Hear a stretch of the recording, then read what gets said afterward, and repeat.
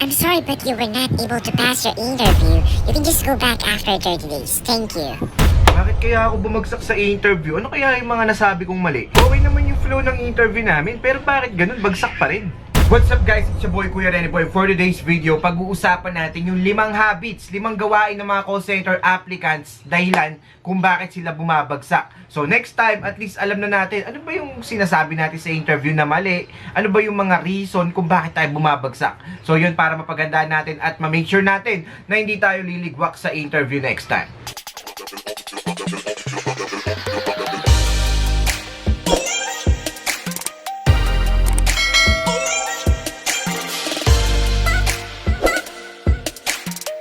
Welcome back to my channel. Kuya Rene Boy na naman nagbabalik para magbigay sa inyo ng mga tips para makapasa kayo sa call center. So yun, pag-usapan natin ngayong araw na to, ano ba yung mga dapat naming iwasan, Kuya Rene Boy? Kasi okay naman yung naging flow ng interview namin, pero bakit ganun? Bagsak pa rin ako. Mukha naman siyang happy, mukha naman siyang masaya. Ang bilis nga ng interview namin pero ba't ganun? Bagsak pa rin ako. Bago ko ilata guys yung 5 gawain na yan na dapat ninyong iwasan, syempre magpapakilala muna ako. Ako nga pala si Kuya Rene Boy at gumagawa ako ng mga call center sure hire tips na nakakatulong sa mga call center aspirant. Nagkakandak din kami ng free call center interview practice every Friday, minsan via Zoom or live dito sa YouTube channel namin. Kaya kung bago ka pa lang dito, make sure na naklik mo na yung like, tapos yung subscribe button at yung notification bell para updated ka palagi sa mga ina-upload kong mga video. Tandaan mo, kung walang naniniwala sa'yo, si Kuya Rene Boy, naniniwala ako na makakapasa ka dyan sa call center company na ina-upload mo. Hindi ko na ito patatagalin, umpisaan natin. Unang-una sa listahan guys, wag kayong mag-a-apply ng gutom or puyat. Kasi guys, kapag nag-apply kayo ng ganyan, naku, wala kayo sa kondisyon, mataas yung chance na yon, ligwak kayo, bagsak kayo mga kaswabing tunay. Tandaan niyo guys, kailangan ninyo ng matinding stamina sa bakbakan, kailangan ninyo ng magandang kondisyon, kailangan healthy kayo kapag nag-a-apply kayo sa call center. Kasi minsan, lalong-lalo na pag walk-in, tapos one day process yung hiring nila, buong araw kayo dun guys sa opisina. So, kung puyat kayo or inaantok-antok kayo, magre-reflect yan yung itsura ninyo dun sa interviewer. Pati pag gutom, same thing. Hindi kayo makakapag-isip ng tama kung gutom kayo. Hindi kayo makakasagot sa interview ng maganda kung kumakalam yung mga sikmura ninyo. Kaya ito yung dapat ninyong iwasan. Bad habit number 1, wag kayong mag-a-apply ng gutom or puyat kayo. Bad habit number 2, overconfident. Yung mga overconfident guys, ito yung mga madalas na naliligwak sa call center. Alam mo yun, sobrang confident nila. Okay naman yung naging flow ng interview namin. Mabilis naman ako makasagot sa mga interview niya. Di natin napapansin na medyo rude na pala yung mga pananalita natin, yung the way na sumagot tayo sa mga interviewer. Kaya iiwasan natin yung rudeness or pagiging overconfident sa interview. For example, meron ka ng BPO experience, tapos todo yabang ka. Okay lang naman na i-share natin yung mga work experience natin, pero to the point na nagde-demand tayo ng malaking sahod, something like this, something like that, nagde-demand tayo. Halos lahat dinedemand natin, pati kailangan gusto natin work from home na chat, tapos malaki sahod. Walang ganun guys, mahirap yan. At to the point na may intimidate sa'yo yung interviewer. Akala mo lang okay yung interview ninyo, pero ang totoo niya, naiinis na sa'yo yung interviewer. Kaya kung ano yung available offer na meron sila, okay lang na tanungin natin. Kapag hindi natin nagustuhan, pwede naman tayo mag-decline. Pero yung magde-demand tayo na tawag dito, gusto ko ganito, gusto ko ganyan, hindi po, mali po yan mga kaswabing tunay. Pwede tayo makipag-negotiate ng sahod since ito yung deserve ko, since meron na akong experience. Yon, sana ito po yung makuha kong sahod. At yon, wag na wag niyong kakalimutan gumamit ng word na please every time na sumasagot tayo sa interview. At kung meron man tayong mga questions sa interviewer, dapat magalang pa rin. Kaya guys, huwag tayo masyadong overconfident. Mas maganda pa rin yung polite na confident kaysa dun sa medyo rudeness na yung tunog natin sa interview. Sabi ko sa inyo guys, malakas yung kutob ng mga interviewer. Alam nila kung kailan sila mayayabangan sa isang aplikante or sa aplikante na hindi gaanong mayabang. Okay? Alam nila yan. Kung tayo, magaling na tayo or fluent na tayo sa interview, iiwasan natin yung pagiging overconfident. Okay? Bad habit number 3, story time. Diyos ko, maraming gantong applicant. Yung tipong kinikwento na lahat yung buhay nila, na nakakaawa sila. Ganto kasi, hindi kasi ako kayang pag-aralin ng magulang ko kasi ganto lang yung buhay ng pamilya ko. Ito lang yung trabaho or gawain ng kuya ko. Ganyan-ganyan. Hindi yun yung mga gustong marinig ng interviewer, guys. Diretsuhin ko na kayo. Hindi talaga uso ngayon yung paawa effect. Hindi ko nga alam kung bakit ko yun ginawa sa dati kong company, which is mali pala. Ano ba yun? Pero po daw ako ng bawal. Oh. Dali! Tasara mo.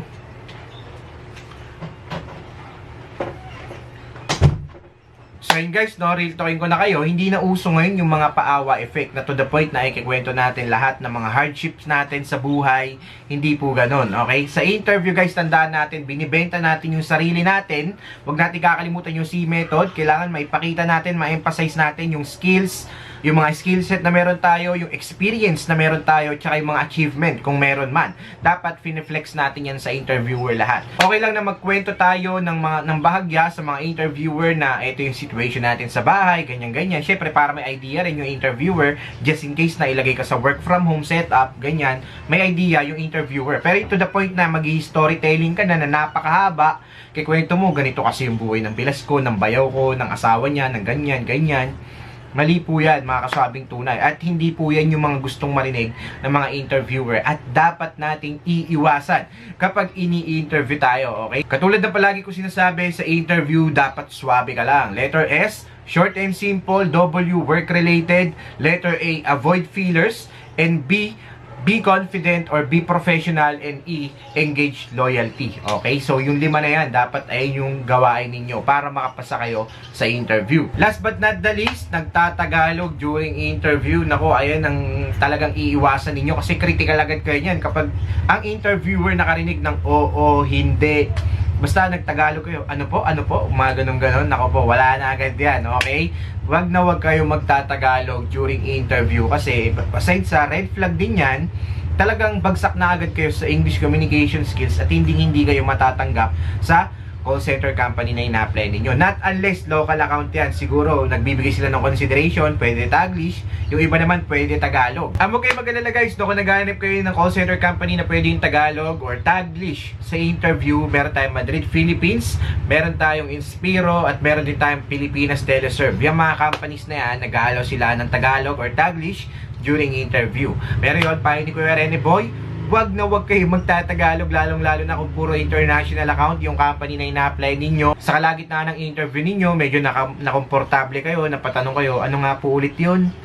Opo. Naku po, yung po at opo guys yan, sobrang aalisin nyo rin yan during your interview. Kasi okay lang naman maging magalang, pero gumamit na lang tayo ng mga word na yes please, no please. So that's it for today. Sana may natutunan na naman kayo sa video ni Kuya Rene Boy ngayong araw. Yun lang naman yung mga dapat ninyong iwasan.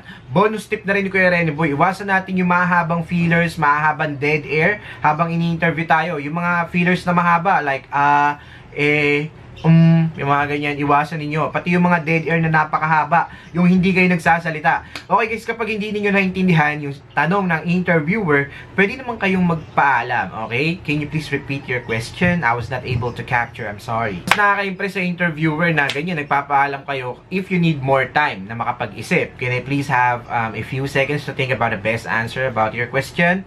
Pwedeng ganyan, para hindi kayo ma-mark down ng interviewer, okay? At yun guys, congratulations nga pala kay Leopoldo Dionisio. Ayan, na-screenshot ko yung comment niya.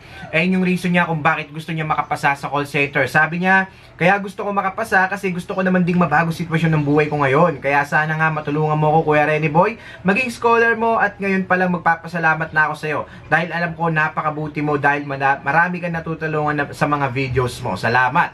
So yun, Leopoldo Teodisio, comment or PM ka sa akin ng mobile number mo, isisend ko yung 500 Gcash sa'yo. At syempre, scholar ka na din ni Kuya Rene Boy. Sa mga nagtatanong kung paano maging scholar guys, meron tayong 1-month call center training sa Bold Minds Academy, kung saan ang dami na naging call center agents, ang dami na nakapasa. Sa lahat ng mga gustong humabol, 3 slot na lang tayo for next batch. Batch 16, yung batch 15 kasi natin ongoing na. Sa mga gustong humabol, comment ng #scholar at isend ang screenshot ng comment sa igotboldminds@gmail.com. Hindi ka lang basta matututo dyan kung paano maging call center agent, talagang ipaparamdam sa'yo. Yung tipong pag-graduate mo, aside sa certificate na natanggap mo, parang feeling mo call center agent ka na, kayang-kaya mo na thank you for calling, my name is blah blah blah, how can I help you today? Tapos kayang-kaya mo na rin mag-phonetics, Rene Boy, Romeo, Echo, November, Echo, Bravo, Oscar, Yankee. Basic na lang sa inyo yan guys kapag nag-aral kayo sa Bold Minds Academy. Kaya mag-enroll na kayo, limited slots lang yan. Mag-invest kayo sa sarili ninyo na makakatulong for your self-improvement, career growth, and everything. Kita-kit sa Bold Minds Academy, mga kaswabing tunay. At yun, sa lahat ng mga gusto manalo ng 500 Gcash, comment lang sa baba kung bakit gusto ninyong makapasa sa call center. At syempre, don't forget the hashtag regalo ko Kuya Rene Boy. Ayun, no?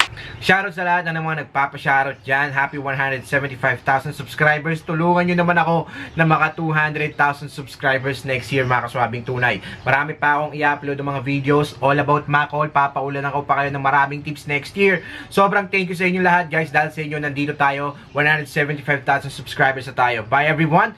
See you sa next video. Shoutout sa lahat ng mga nagpapashoutout dyan. God bless us all. I love you all, guys.